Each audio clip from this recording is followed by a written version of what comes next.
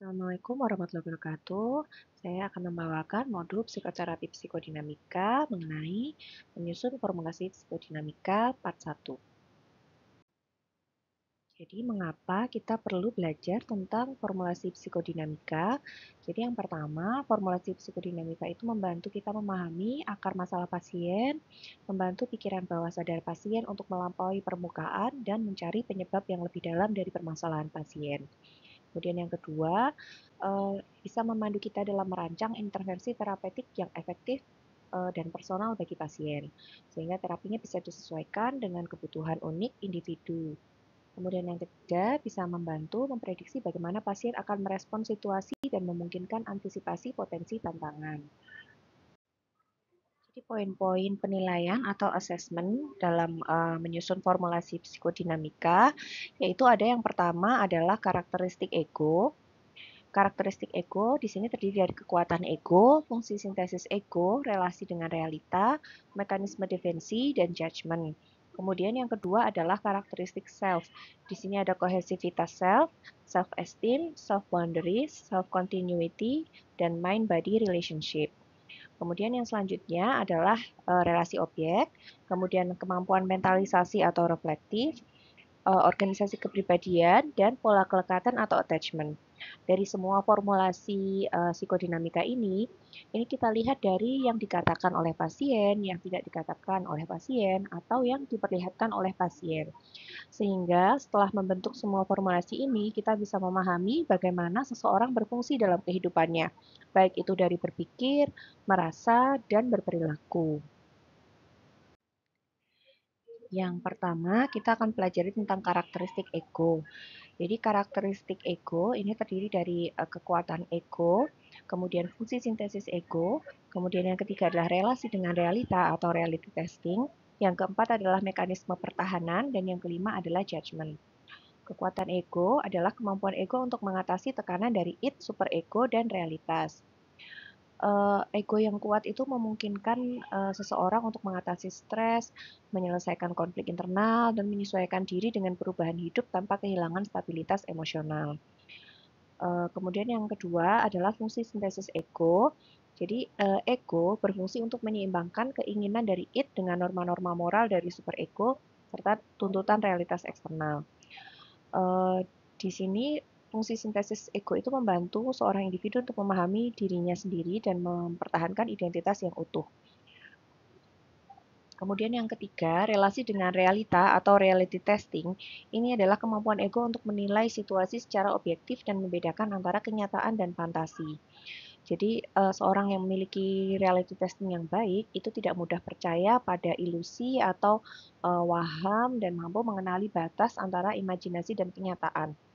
Kemudian yang keempat adalah mekanisme pertahanan atau defense mechanism. Jadi mekanisme pertahanan adalah cara ego melindungi diri dari perasaan yang tidak menyenangkan seperti kecemasan dan rasa bersalah. Jadi ada berbagai macam mekanisme pertahanan. Jadi ada yang adaptif, ada yang kurang adaptif. Uh, Kemudian yang terakhir adalah judgment, yaitu kemampuan ego dalam mengevaluasi situasi dan membuat keputusan yang rasional berdasarkan informasi yang ada. Di sini melibatkan fungsi kognitif, yaitu analisis terhadap konsekuensi dari tindakan sebelum bertindak, sehingga seseorang itu bisa menimbang tindakan apa yang tepat dilakukan dalam situasi tertentu. Yang selanjutnya adalah mekanisme pertahanan. Ada 4 jenis mekanisme pertahanan. Yang pertama adalah primitif, yang paling tidak adaptif. Kemudian yang kedua adalah imatur, yang kurang adaptif. Yang ketiga adalah neurotik, dan yang keempat adalah yang matur atau yang paling adaptif. Yang primitif ini contohnya adalah denial, splitting, projection, distortion. Denial adalah menolak menerima kenyataan atau fakta yang tidak menyenangkan. Splitting itu melihat dunia dalam hitam putih, baik buruk tanpa area abu-abu. Proyeksi itu mengatribusikan pikiran, perasaan, atau dorongan yang tidak dapat diterima kepada orang lain. Contoh orang yang tidak jujur tapi menuduh orang lain berbohong. Distorsi itu mengubah kenyataan agar sesuai dengan keinginan atau kebutuhan emosionalnya. Kemudian yang imatur, contohnya adalah acting out. Ini mengekspresikan perasaan atau dorongan secara impulsif tanpa mempertimbangkan konsekuensinya. Seperti misalnya marah lalu memberantakan rumah atau membanting-banting pintu. Yang kedua yaitu passive aggression, itu mengekspresikan kemarahan secara tidak langsung, misalnya contohnya dengan menyindir. Eh, Kemudian yang selanjutnya adalah regresi, itu kembali ke pola perilaku yang seperti anak-anak dalam menghadapi stres.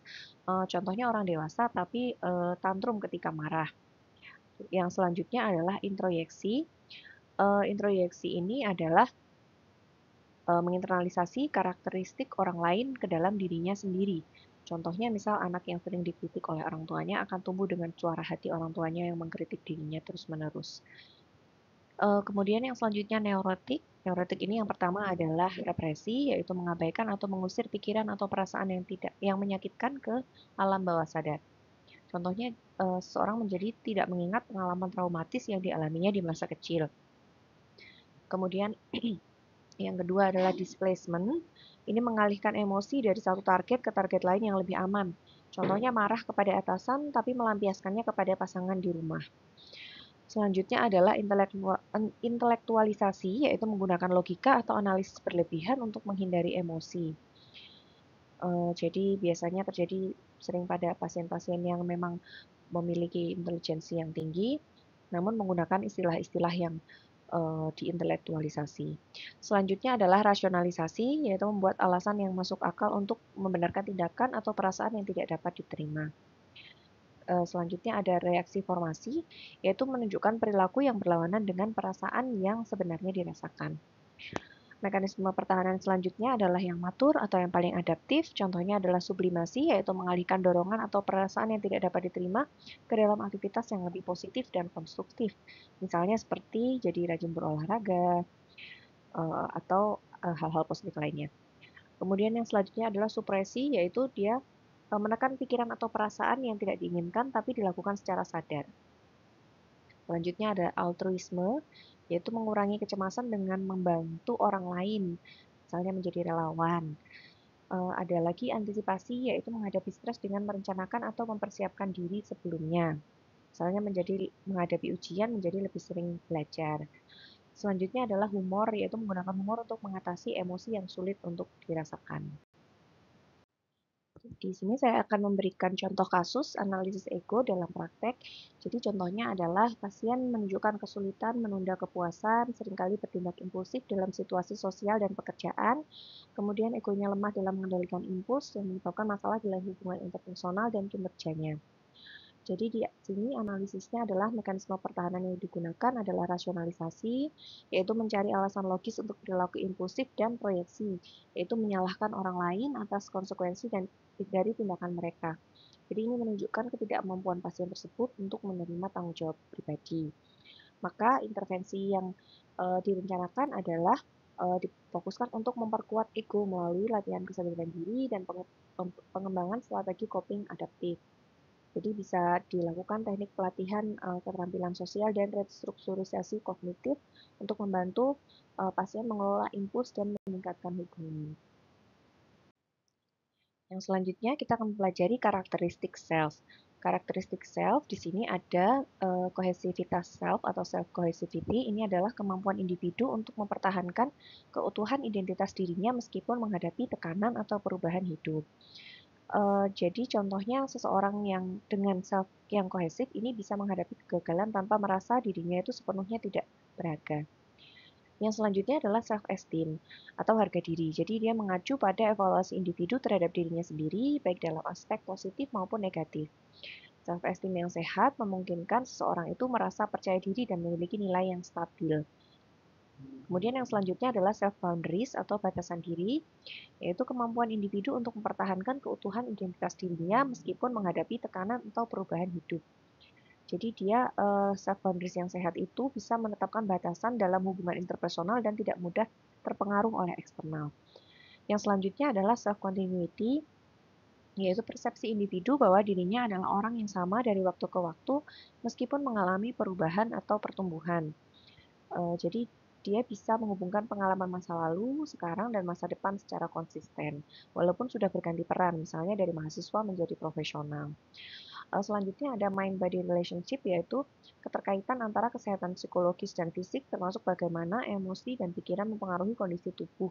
Jadi jika hubungannya sehat, memungkinkan individu untuk memiliki kesehatan yang utuh antara mind dan body-nya. Jadi ini ada contoh kasus tentang analisis self. Seorang wanita berusia 30 tahun mengalami perasaan tidak berharga dan kurang percaya diri dalam berbagai aspek kehidupannya termasuk pekerjaan dan hubungan sosial. Dia sering merasa tidak mampu dan selalu membandingkan dirinya dengan orang lain. Untuk analisis self-nya, jadi seorang pasien ini mengalami konsep diri negatif yang mendalam yang terbentuk sejak masa kanak-kanak akibat pengalaman kritik dan penolakan.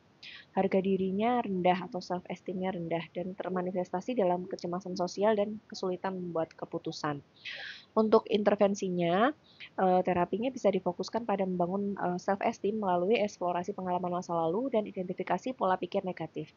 Tujuannya adalah mengembangkan konsep diri yang lebih positif dan realistis serta meningkatkan kemampuan untuk menerima diri sendiri. Baik, yang selanjutnya saya akan menjelaskan tentang pola relasi objek. Jadi ada 3 komponen utama. Yang pertama adalah teori relasi objek. Jadi bagaimana pengalaman awal dengan figur pengasuh mempengaruhi hubungan di masa depan. Kemudian yang kedua adalah gaya keterikatan atau attachment. Ini adalah pola hubungan yang terbentuk berdasarkan pengalaman keterikatan dengan pengasuh.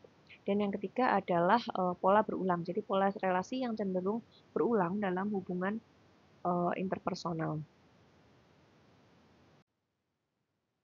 Jadi selanjutnya saya akan memberikan contoh kasus analisis relasi objek.